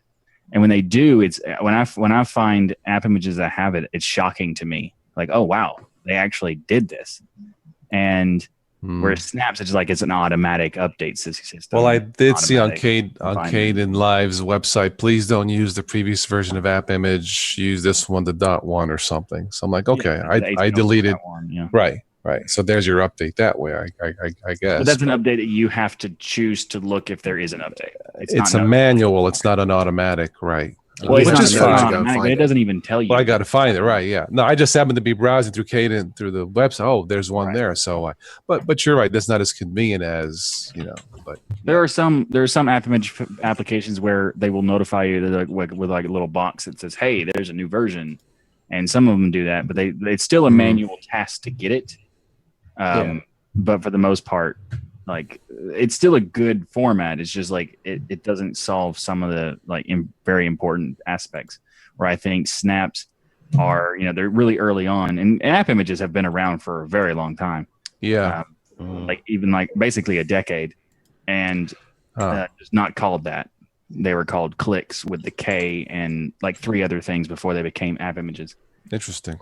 And the snaps have been around for that long as in the form of snaps, but they've already got to the point where they've solved a lot of the things that app images don't have done. So I think overall, most users want it to work out of the box, whether it's a Linux user, Windows user, man, woman, child. They just want it to work and not spend all day tinkering, trying to fix something. Now, if you're tinkering to experiment on your own, that's a different ball game. But if I just wanted to get stuff done, like edit videos or whatever, you just want it to work. Want it to work. Some instabilities, all right. I like my OS to keep me guessing. Yeah, sure. It's that Southern mentality, man. I like things to break down there, I like the challenge. Yeah. I like. Well, then go fight a shark. It's not. Go wrestle a I've shark. already challenged that. They're weak. It's not operating system, it's operating surprise. Yes. But as far as I'm totally not the person to even say that I claim that. Here people have been kept coming back to the simple things in life, and that's why Ubuntu Mate. Yeah, it's retro looking, but you know what? It just freaking works. So you find your comfort zone and you stick with it. Yeah, I don't need the auto drive or the GPS survey or whatever. I just want it to click and go. So, and if I wanted to add jazz snazzy stuff to it, then you can just add to it. But right now, Ubuntu Gnome is about as snazzy as I go. So, I think it Linux looks is great. pretty exciting these days. Actually, Linux is exciting. All these snaps and flat packs and all that. I mean, and they just integrate with the store on Ubuntu so well and so easy. Yeah. It just gives people so much more options and could possibly bring a lot more people to Linux because of that reason, I believe. Yeah. It's what I tell newbies or new users on my channel, you know what? Get all the information that you need to get on your own if that's what you wish. But I'm telling you, stick with the simple things first and then move on to Arch or whatever you want to experiment with. But I think if we make it easier for Windows users before they get involved with something more advanced, they may tend to stick with it and then spread the word. With me, when I started in 2006, I just experimented on my own. I had an open mind, and here I am today. But there are choices out there, a lot of good. And Linux has gotten immensely better in the last 5 years. Certain desktops, not the whole 100 on DistroWatch, but if you're running, if you're just doing emails, YouTube, and all those Facebook. general things, Yes. Facebook and all that, I mean, Linux is the perfect environment for that because you don't have to worry about these ridiculous 3-hour updates and possibly breaking. I mean, Windows is breaking. Yeah. I know someone I'm working with, he wants me to fix his NUC. He's got the same as mine because the updates have gone bad on Windows and won't update, right? I have heard that. I haven't had that issue in my Windows multiple machines. May have been lucky. It's just the time and the length of update and upgrade process is forever. You know, and then, okay, is this the 4th or 5th reboot? Are we done Windows with rebooting? Can I go, wash the car? That used to be the case, but like now, you tell the computer to do the updates at 3 a.m. and it just wakes itself up, does the updates, it goes back to sleep again. And I should let it schedule itself to do, but I don't. I wait during the day when I'm awake. So part of it is my problem, I suppose. But I just don't care for the rebooting, 3-4 reboots and Windows. I've been lucky with the updates as well because I've never had a system balked in recent years. And then the problem is if I dual boot, and I do, when it reboots, it goes back into Linux first because that's the boot order. So but change grub to go to the last one you went into. Is that an option? I did not know you could do that. Yeah, it's a very simple. Let me get you the lines that you add to grub. You can always remember. I think I tried that once and broke it. I can't remember. But Manjaro does that. Operating system does that without needing to edit a configuration file? Manjaro? No. Manjaro does it, yeah. Manjaro does, huh? Interesting. Yeah. Okay. That would explain a lot. Well, regardless, I'm switching to Manjaro. Well, I will say one thing that Ubuntu does better than Manjaro and Arch is today I was trying to install a lamp stack on Manjaro, and because of this KISS principle, keep it simple, stupid, you have to configure so many configuration files with Apache and because it's MySQL. so simple. You know what? I fired up a VM of Ubuntu, installed it in 15 minutes, went ahead, did the task selector piece of cake. It just that works. task cell thing it just works. is brilliant. It just works. Yeah. Ubuntu GNOME for me, it just works out of the box like it does Ubuntu Mate. Ubuntu Mate is a little bit more zippier. And it's like I could spend an hour doing this in Arch, or I could spend 5 minutes doing it in Ubuntu. So, I mean, there needs to be an alternate model that's just like not everything needs to be stupid simple. Yeah, because their idea of simple is not simple. Exactly, it's stripped down or streamlined. There you go. So it's a simple in your grub menu, add grub default equals saved, grub _ save default equals true. What is that? And then that will just reboot to the last system you booted into. Okay. I have a machine over there which is dual boots Windows and Ubuntu Mate. It's got Steam on for gaming, and I've got it set up so all my Linux games are installed under Ubuntu Mate Steam. But there's like 5 games that I've got that only work on Windows, and so it's fair got Windows enough on as well. And so I'm going to do this because I would like it to reboot into whatever it was in before. Right. So, Alan, how many ThinkPads do you have total? If I may ask. Total. Jeez, that many? 4, 5, 6, 7, 8, maybe. God. Something like that. Oh my God! Yeah, ThinkPads are the best. Wow. Why would you want anything else? I'm not questioning it. They're like the Lexus of laptops, and they just keep on going and going and going. They're like the Volkswagen Beetle of laptops. Well, okay. They're like the cockroach of laptops. Yeah, they're hard to put them down quickly. So somebody had to ask way back when you had brought up the Slimbook, Alan, about the Galago Pro compared to the Slimbook. Galago Pro, which one is that? System 76. I've never used the System 76 laptop, although I am talking to you on an Entroware laptop, which is the same ODM as System 76. Yep. At the moment. This one is if you look it up, I don't know which System 76 model it is, but it's the Entroware Athena, which is the gaming laptop. So it's got a GTX 9 something and it never leaves this desk. It's too heavy and too power hungry to leave this desk. So it's plugged into 2 monitors, and I just use this. But I love this, but I've never actually used the System 76. So it's heavier than that ThinkPad from 1995, even. Oh yeah, totally. Yeah. Oh, okay. Way heavier than that ThinkPad. Okay. Yeah, Well, that the ThinkPad Galago this Pro thing, is but Yeah, this thing's yeah. huge. the Galago Pro is a that works. 13 or 15 inch, I think. And Sorry, it's Rocco, more- you're it's- breaking up, mate. Yeah, my You're- connection yeah. must be messed up. That's Yeah. probably why the stream is. Well, guys, I'm going to bed. Have a good night. Oh, see you, right. Toss. Yeah, good night, Toss. Ciao. See you later, dude. Take Bye-bye. it easy. I traded internet with Rocco. Yeah, that's pretty much what happened. Killing me. That's what it feels like. That's what it feels like. Anyway,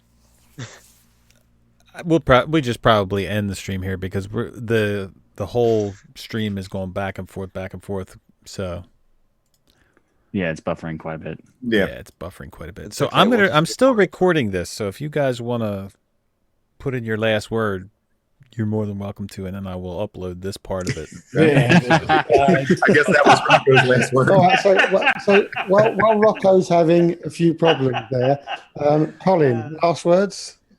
Lexi Cutie for the win. Very good. Love it. Matt? Unity is still my favorite desktop. Yes. Alan?